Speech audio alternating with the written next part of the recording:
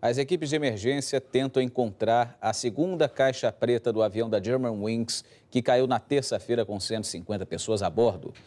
Com todos os dados do voo, os investigadores vão ter mais condições de descobrir o que causou a queda do avião. Ontem, líderes de 3 países, França, Alemanha e Espanha, visitaram o local da tragédia. Virados para a montanha onde aconteceu a tragédia, um momento de reflexão. O presidente francês François Hollande, o primeiro-ministro da Espanha, Mariano Rajoy, e a primeira-ministra da Alemanha, Angela Merkel, prestaram homenagem às vítimas.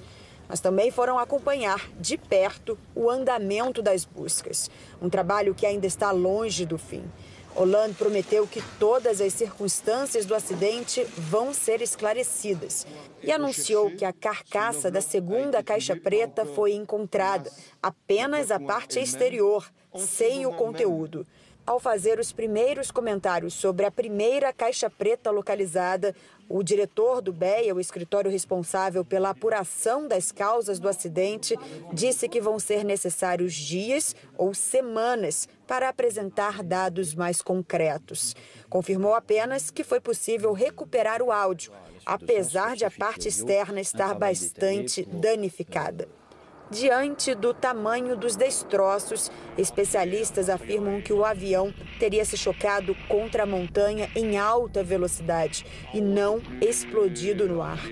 O ministro do Interior da França disse que a hipótese de terrorismo não é a principal linha de investigação. Nos vilarejos próximos ao local do acidente, aqui nos Alpes franceses, o clima é de comoção. Os mais próximos se prepararam para receber parentes das vítimas. Em escolas e igrejas como esta, moradores fizeram questão de assinar livros de condolências. Famílias começam a chegar e são recebidas por psicólogos e tradutores. A maioria das pessoas a bordo do Airbus A320, que ia de Barcelona para Düsseldorf, eram espanhóis e alemães.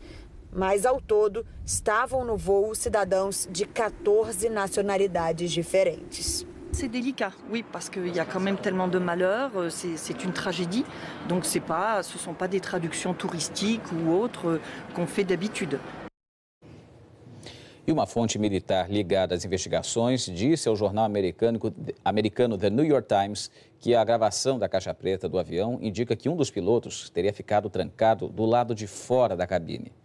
Ainda de acordo com essa fonte, que não quis se identificar, esse piloto teria tentado arrombar a porta.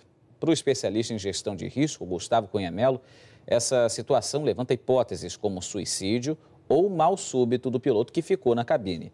Mas ele disse que deixar o cockpit não é algo incomum. O piloto sair da cabine não é estranho, o piloto tomar um café não é estranho e a porta ficar trancada por dentro também não é estranho. Pode indicar aí, de fato, mal súbito ou suicídio do piloto que restou na cabine, a falta de diálogo e de não estarmos ouvindo. Agora, o problema é que a fonte que diz que não tinha nenhum barulho na cabine, que o outro piloto estava tentando bater, é da França. A gente tem que recordar que, os pilotos não estão aqui para se defender, eles estão mortos. E que a indústria francesa da aviação, inclusive a Airbus, tem muito interesse de que não apareça nenhum problema mecânico na aeronave. E dando prosseguimento, então, a esse assunto, o enviado especial Pedro Vedova foi até a pequena cidade de Alten am See, na Alemanha. São de lá os 16 estudantes e 2 professores que estavam voltando do intercâmbio em Barcelona. O que era para ser uma das experiências mais felizes da vida virou do avesso uma cidade. 18 pessoas de uma mesma escola. Uma das professoras era recém-casada, a outra noiva. E o grupo de alunos ganhou em sorteio a viagem final. Em frente ao altar, as pessoas meditavam. Mergulhavam num lugar de memória. Uma escola que normalmente é barulhenta, animada, hoje vive uma consternação absoluta. Nessa cidade aqui, de 38 mil habitantes, muitos eram parentes, conheciam ou mesmo esbarraram com essas vítimas da tragédia. O sorveteiro brasileiro lembra bem daqueles alunos. Alguns desses meninos sempre passavam por aqui quando vinham da escola. tomava o sorvete. Sempre é um costume deles aqui e com certeza essa tragédia abalou bastante a cidade. Afinal, jovens com todo um futuro pela frente estavam fazendo um intercâmbio na Espanha, segundo eu fiquei sabendo também. E com certeza, desde ontem, já quando receberam a notícia, até agora, manifestações na igreja, muita tristeza, pessoal muito abalado. Realmente um dia bem triste para essa cidade e também para toda a Alemanha e para todas as famílias que perderam alguém nesse acidente. No pequeno centro da cidade, os moradores ainda elaboravam o que aconteceu. O mundo quebrava a rotina silenciosa de Haltern.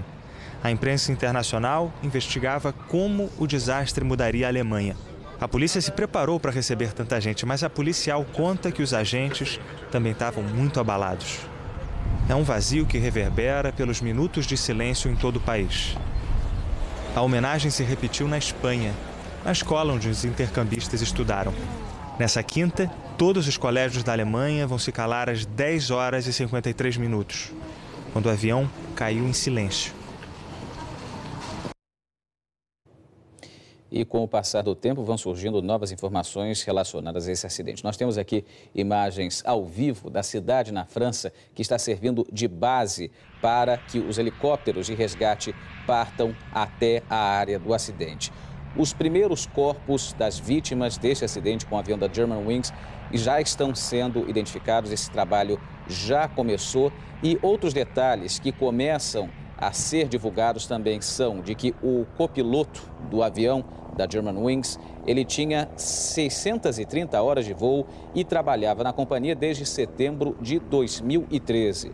Já o piloto do avião da Germanwings, ele trabalhava na companhia desde maio de 2014, tinha uma experiência de mais de 6.000 horas de voo, a maior parte com aviões do tipo Airbus, como o que caiu nos Alpes, e já havia trabalhado também na matriz Lufthansa, que controla a Germanwings, e também nas linhas aéreas Condor.